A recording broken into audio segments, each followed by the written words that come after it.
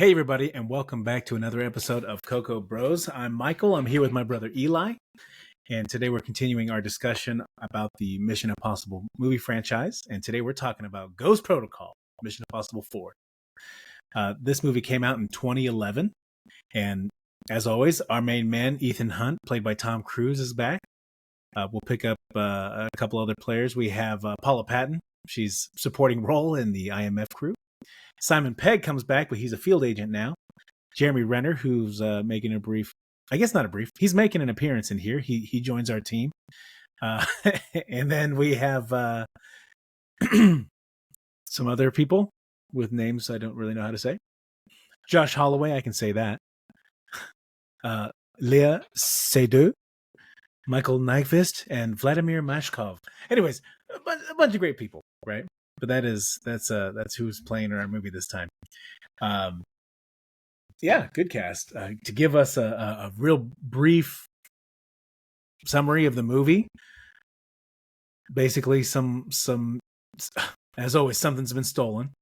This time, it's in the flavor of some nuclear launch codes, and so we have the IMF group trying to get this information back. However, I think what really throws a twist in this, actually, it always seems that in the movies we have,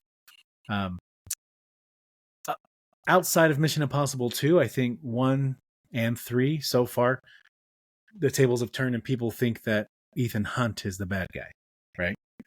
But in this one, I mean, they are like for real disavowed. That's why this is called Ghost Protocol. They're working in the shadows. They have no support from the government. They are being seen as traitors, so they are doing everything solo dolo on their own, right? So solo dolo. But today what we wanted to do is we are going to talk about, we've split up the movie. I have 3 favorite scenes. Eli's got 3 favorite scenes. We're going to keep it real tight. We thought we'd just discuss those scenes and call it good. And hopefully we'll share something that maybe you liked as well. Hopefully.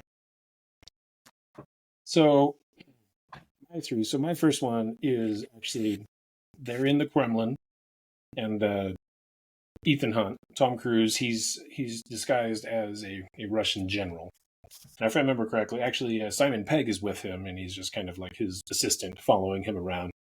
But it's funny to me because it seems like Tom Cruise has a fake nose on that already huge nose that he has.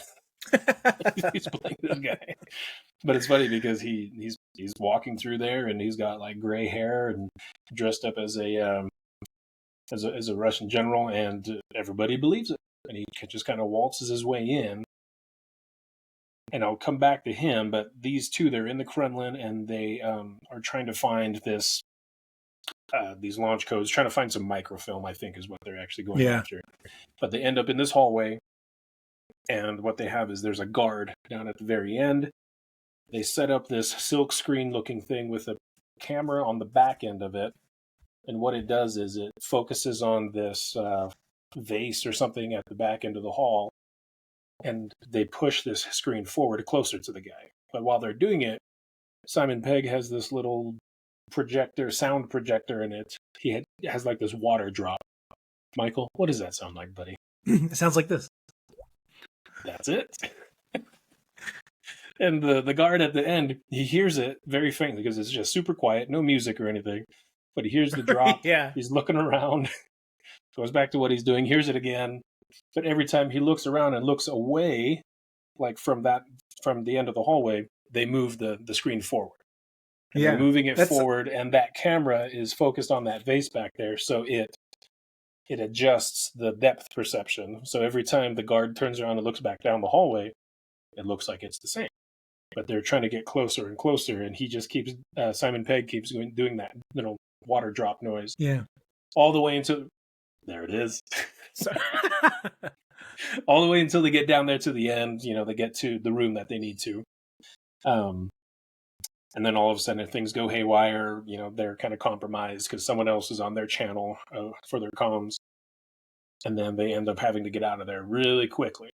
But as they escape, Tom Cruise, still dressed as the general, He ditches his fake nose, the hat, flips the jacket inside out, and it's a normal jacket. Now he just looks like a tourist. He pulls out a pamphlet from his back pocket and is walking around like, nothing happened. That is actually, that was really smooth, wasn't it? Oh, dude, super smooth. You know, it was just like the last movie we talked about when he was on top of the wall. He dropped down, all of a sudden now he's dressed as a priest, you know, He's walking priest, around. yeah.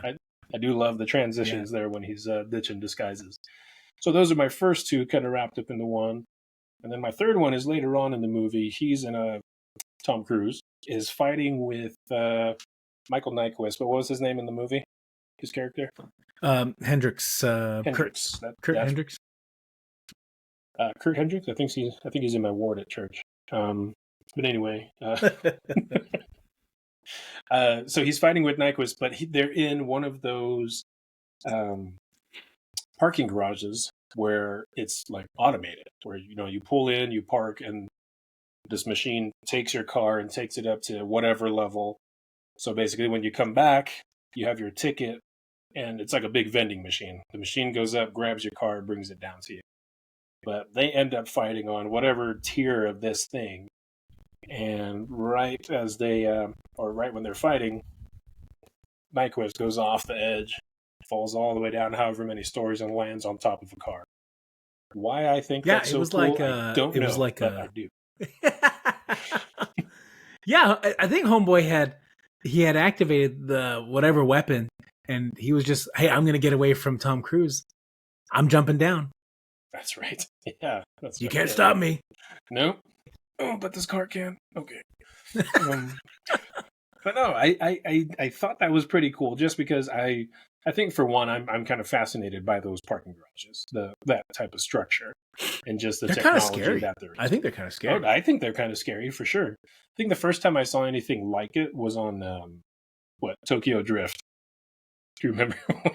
Oh yeah, when Lil Bow Wow went to go get his car. Yeah, it was on that conveyor thing. Yeah, so sick. Yeah.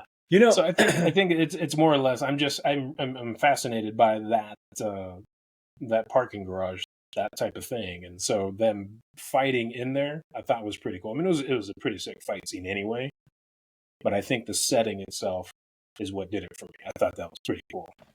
Yeah, I think, and I think one thing that's true is, actually, I could be lying, but I feel like Tom Cruise, he's often using the environment. If he can grab something, if he can have this, I mean, yeah, he sees Homeboy jump down there, so he gets in a car, starts it, and he drives it down. So he wasn't about to dive head first, Right. So he gets in the car and he drives it down to get to where the guy is on his level.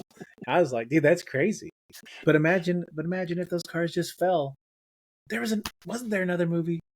Oh, you know what I'm thinking of? Fast and the Furious. Fast and Furious. When they send those cars off the garage, going off the bill. Oh, dude, yeah, that would be freaky. Dangerous. Actually. That would be so scary. And dangerous. Yes. Talk about a weapon of mass destruction. I think those are my top three out of that movie. I mean, the whole movie itself, fantastic. I thought this was a great installment, and I think it stepped it up from the third one. But those are the three scenes that I think stand out to me the most. And I don't know. Those are good scenes. What are yours? Those are good scenes. So for mine, I absolutely love that opening scene. We don't get much backstory. We find out later, but Tom Cruise is in a prison, and he's for whatever reason he's locked up in this prison, but they are coming to break him out, and he doesn't even know they're coming to break him out. But what happens is he hears those doors unlock, and I think it's Benji who's on the rescue mission. He's playing over the loudspeaker in the prison.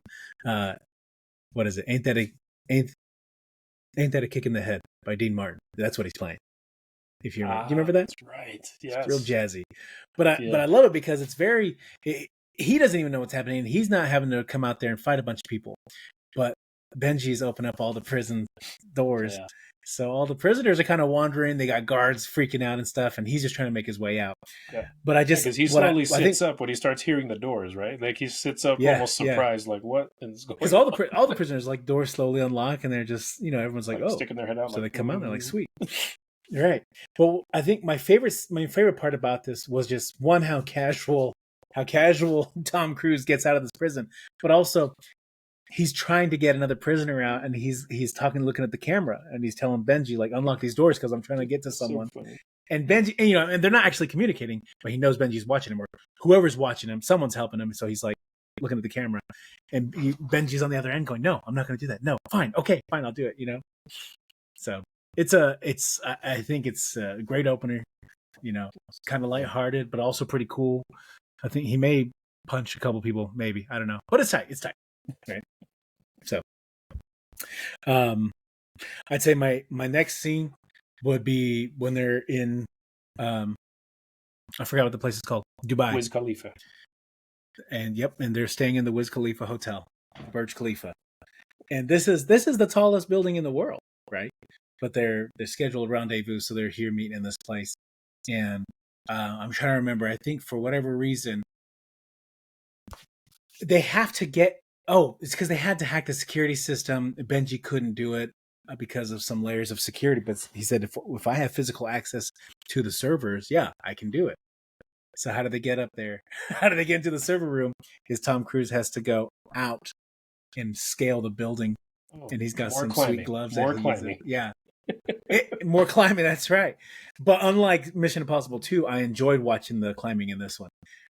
But it's nuts. It's nuts how high he is because he's going, and he has these gloves that are, sticking to the wall. Yeah, they adhere to the glass.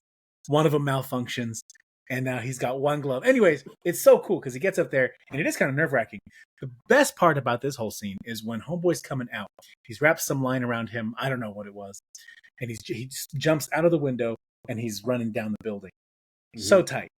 Because then at some point, the line gets stuck. He's at its end, and he can't reach the room that he needs to get back into, right? Do you remember what he does? Goes to sleep. He ends up swinging, right? Running. He swings. Yeah. So he starts running back and forth because he's trying to get some momentum. Yeah. And then he swings, cuts the line, and tries to fly into the room. Dude, that scene is wild. It's so cool. A little nerve-wracking because he lands right on the edge of the window. Right, and they all have to into the room, and there's so then they're all grabbing each other, trying to pull him up. The thing is, I think about this sometimes. In any case where someone's being hoisted up from a ledge, that takes a lot of strength. A lot.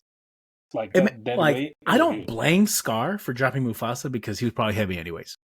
He was holding him by his fingernails anyway. So, ow, right? You know what? Come on. You can't put that on Scar. That's not his fault. No, you can't. He was trying to help him. Mufasa wasn't on the edge. Okay. If he wasn't so bad, maybe he could have helped him. If he wasn't so heavy. Anyways, so that scene's super cool. That whole tower scene is awesome. There's some comic relief where I forget who comes back into the room, and he's like, "What's happening? Where's Ethan?" And he's climbing the thing. I would have to say my third awesome scene is right after that. They chase the bad guy out, and they're in Dubai, and there's a giant haboob coming, a sandstorm. It's just a big wall of sand. Now, there was that. But you see it starting to come in when they're in the room, right? When they first got there. When they first got there, I think they noted that it was out there in the distance. Yeah. So that one, he has to chase the guy, and he's on foot. Now, the thing is, I think all the locals are like, nope, time to close up. So they're hiding and stuff. But luckily, Homeboy had these goggles that he was using when he was climbing the side of the wall. So he's had those, threw them on, threw a scarf around his mouth, and he's running. Now, what's cool about this is he has a tracking device, and all he's doing is following this dot. And if you remember, he loses him, and he's like, and he sees the dot, but the dot's approaching him very fast, and it's because he's in a car. He barely misses him, ends up on the car. Anyways, so then he jacks someone else's car, and this is the whole chase. But it was so cool because the way that they did it, and through the storm, and you're always like, dude, is Homeboy gonna crash? He's gonna die. I don't know what's happening. Right. How do you do anything? How do you operate in a sandstorm? Well, it's crazy when the storm stops, right? It's almost like rain or something in Hawaii. It's like once it's done, and all of a sudden the sun's out, and you're like, oh, okay. Right. That was ridiculous. Yeah. I know. Well, thanks for nothing, I guess. Right. So. And then, what did you call the sandstorm? Habibi? Haboob. Prince Habubu. Prince Habubu. A haboob. Are you sure that's what it's called, is a haboob? A haboob. Okay, just because you say it louder does not mean that I'm Yeah. understanding English. Haboob. A haboob. A violent dust storm or sandstorm, especially of Sudan. I've never called it. Never heard it called that before. What did you call them? Sandstorm. Q sandstorm song. Darude. You mean Derude? No. Okay. Anyway, that was a great song. I do like it. It was a great song. And they're great haboobies, so just to All right. Honorable mentions. Okay, so now that we've mentioned our three favorite scenes, or six, I guess, three each. Another scene that stood out to me was in the very beginning. We have an IMF agent who has, I think, the launch codes is what they have, and they're on the run. They're running from somebody who's after them, obviously. But he turns around, he's shooting at them, and he jumps backwards, falls did you backwards off say? this wall. Oh, Go ahead. yeah. No, yeah, you're right. Sorry. Yeah. So he falls backwards off this wall, and I actually don't remember if it's just something out of his bag or if he threw something ahead of time. But all of a sudden, Yeah, I think he threw something on his way down, and okay, yeah, and then threw something on the way right? down, turned around, Inspector Gadget style. Yeah, That's right. Yeah, Inspector Gadget. That is pretty much what it was like, because right before he hits the ground, this thing inflates and he lands on, breaks his fall. You're watching it. It almost looks like he's committing suicide. Yes, yeah, that is exactly what I thought the first time we were watching it, because I had no idea if it was a good guy or a bad guy. You Where's just he see somebody going? running, right? Like, ooh, that sucks. Something must have been really important that he didn't want to let people know, and then breaks his fall, gets up, moseys off, only to be shot in the alley. Yeah. Lame. But what I liked about that scene was just that whole, he threw something down, it inflated really quickly, and then, broke his falls. Much like the previous movie where he was on the wall, Ethan Hunt, and he had that thing that measured how far he had to drop. Oh, and yeah. He scaled down and it stopped exactly where it was. I think that tech is pretty cool. That's sick. Yeah, no. It is very cool tech. Yeah, that's a great scene. I think one of the other honorable mentions for scenes is they have to go. So they're in India because I think they're trying to get this guy who can hook them up with a satellite, so they can do whatever with launch codes. But he is a very cool guy. And you remember he's all over Paula Patton, and I just think it's so funny because his manservant brings him like a tray of phones because he's getting a phone call on one of them. It's just things like this, right? All these weird little flexes. But he takes Paula Patton upstairs, and he thinks he's putting the moves on her, and then she ends up just like jacking him up and throwing him on the bed. I think, but still he likes it, Right. But I thought that was so funny, that whole scene, and she like dreads it, and Ethan's telling her like, "Dude, you're gonna have to do it, right? Just play into it." Yeah, and but again, I think it's great. It's great because it's a fun movie, a lot of action and stuff, and there's none of that smut, in order to get things going. They don't have to actually get naked or anything, it's just fun. Right. Yeah. No, I totally agree with that. It was most of the time. I mean, I think almost every single time those scenes in movies, it's unnecessary. Like, we can totally get the story without this happening. But whatever. Yeah. Oh, no, that was sounds like funny, you're a big especially with prudy. Those phones. I forgot about that. Like, look how many phones I have. Okay. I think, and this is 2011, right? So I think we're just on the cusp of like people, like more and more people having smartphones. But I think it was I don't remember. Variety I think he may have still had like a flip phone or two in there. Yeah. I think it was a variety of like older phones, just different phones. Just that Nokia brick phone that didn't have like no flip or anything, just the screen right on the front. Yeah, but it did have snakes, so that's cool. Ooh, true. Yes, it did. Yeah, that was a great game. So, in the prison escape, one of the things I like is in that prison escape is the person he wanted to get to bring out with him was, gosh, I forget the guy's name, but the guy kept calling Ethan Sergey. Sergey, are you not Russian? You know, that something about that was just so funny. I think he had been, the guy had been good to him in prison, so he wanted to help him out. But that was funny. So, anything else you can think of that was cool, funny? No, Bogdan was his name. Hmm. The guy that he was getting out. Yeah. But no, nothing really that sticks out. I mean, I'm sure there are a bunch of other scenes that were really cool. Those are the ones that stick out to me the most. Well, I think those 6 scenes I think are pretty cool. I'm sure there's other scenes that other people like more or whatever else. If you guys have a favorite, let us know what yours is. But yeah, I think those are our 6 that stood out to us, and I think that we really enjoyed in that movie. But overall, like we said, that movie was a great film. Although we didn't see Paula Patton come back she didn't return in another film. No, she was like the Maggie Q of our last movie, and Although our Billy of I like Paula Patton. I think she's very pretty, but I don't think she's the best actress. Honestly, I think the only other movie I'd seen her in was Hitch, and she had like a 45-second part in there. She was also in Two Guns with Denzel and Mark Wahlberg. Mark Wahlberg, yeah. Yeah. Okay. I forgot about that movie. That movie was funny. I liked that movie. It was funny, and we should talk about that sometime. But I rewatched it, and I was like, this isn't as funny as I thought. As I remember, you watch a movie and you're like, the thing is, some movies you have like a fond memory of them, like, I really like that movie, and then you watch it again, and you're like, is this the movie? Is this the movie that I liked? Was this it? Because I don't remember. I don't remember it being not this good. Okay. But I'll have to look at that again. Yeah. But cool. What?